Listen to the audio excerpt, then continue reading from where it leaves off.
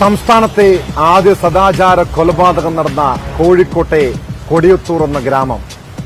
ഷഹീദ് ബാബ എന്ന യുവാവിനെ 13 വർഷം മുൻപാണ് സദാചാര ഗുണ്ടകൾ സംഘം ചേർന്ന് ക്രൂരമായി ആക്രമിച്ച് കൊലപ്പെടുത്തിയത്. ഷഹീദിനെ കൊലപ്പെടുത്തിയ കേസിൽ 9 പ്രതികൾ ജീവപര്യന്തം ശിക്ഷ അനുഭവിക്കുകയാണ്.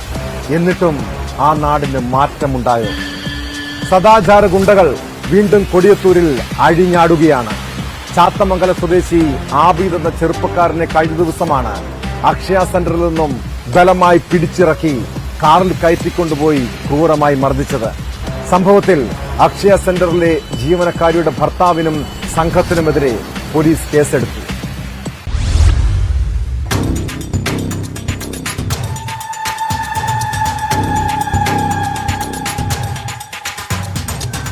സംസ്ഥാനത്ത് ഏറെ കോളിളക്കം സൃഷ്ടിച്ച സദാചാര കൊലപാതകമായിരുന്നു ഷഹീദ് ബാബ കൊലക്കേസ്. ഈ കൊലപാതകം നടന്ന കൊടിയത്തൂർ ഗ്രാമപഞ്ചായത്തിലാണ് നാടിനെ ഞെട്ടിച്ച് പട്ടാപ്പകൽ സദാചാര ഗുണ്ടാ ആക്രമണം നടന്നത്.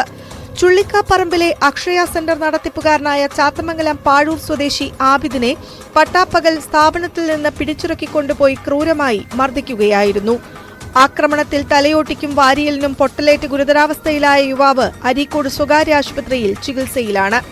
അക്ഷയ സെന്ററിലെ ജീവനക്കാരിയുടെ ഭർത്താവും മറ്റുള്ളവരും ചേർന്ന് കാറിൽ വെച്ചും തുടർന്ന് അരീക്കോട്ടുള്ള ജീവനക്കാരിയുടെ ഭർത്താവിന്റെ സഹോദരന്റെ വീട്ടിൽ വെച്ചും ക്രൂരമായി മർദ്ദിച്ചതായി ആബിദ് പറഞ്ഞു. എൻ്റെ ആധാർ എടുക്കുന്ന സ്റ്റാഫിനെ ആരെ ഫോൺ ചെയ്ത് വീഡിയോയിൽ വരാൻ പറഞ്ഞു. വാപ്പനെ എന്തോ സാധനം വാങ്ങിയെടുക്കാണ്ട് പറഞ്ഞ് അപ്പം എന്നോട് ഈ ആധാർ ഫുള്ളാക്കാൻ പറഞ്ഞു. ഞാൻ ഫുള്ളാക്കുന്നതിൻ്റെ ഇടയിൽ മറ്റുള്ള വേറെ കൊണ്ടുപോയി. അതിൻ്റെ ശേഷം എന്നെ 2 വന്നോളൂ, ഹസ്ബൻഡും വേറെ അത് 2 വന്നിട്ട് പിടിച്ചു കൊണ്ടുപോയി. പിന്നെ വെയ്ക്കൊന്ന് തച്ച് പിന്നെ ഒരു കാറിൽ കയറ്റിയിട്ട് അവിടെ മലപ്പുറം ജില്ലയിലെ ഒരു വീടിൻ്റെ ഒരു ഏട്ടൻ്റെ വീടിൻ്റെ കൊണ്ടുപോയിട്ട് റൂമിലേറ്റി അവിടുന്ന് കുറേ തച്ച് എന്നിട്ട് ഞാൻ ബോധമൊക്കെ ഏകദേശം പോയിന്. പിന്നെ എൻ്റെ നാട്ടിലെ ആൾക്കാരും ചുള്ളിക്കാറമ്പുള്ള ആൾക്കാരൊക്കെ വന്നിട്ട് രക്ഷപ്പെടുത്തിയതാണ്. അതിക്രൂരമായ ആക്രമണമാണ് നടന്നതെന്നും കേസുമായി മുന്നോട്ട് പോകുമെന്നും ആബിദിന്റെ അമ്മാവൻ അബ്ദുള്ള മാസ്റ്റർ വ്യക്തമാക്കി.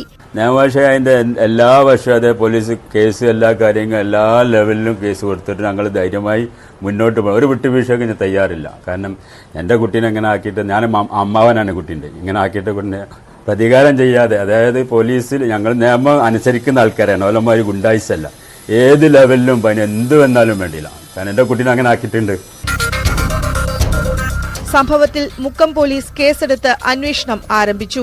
വധശ്രമം, തട്ടിക്കൊണ്ടുപോകൽ ഉൾപ്പെടെയുള്ള വകുപ്പുകൾ ചേർത്താണ് കേസെടുത്തത്. പ്രതികളെക്കുറിച്ച് വ്യക്തമായ സൂചന ലഭിച്ചിട്ടുണ്ടെന്നും ഉടൻ പിടിയിലാവുമെന്നും മുക്കം പോലീസ് അറിയിച്ചു.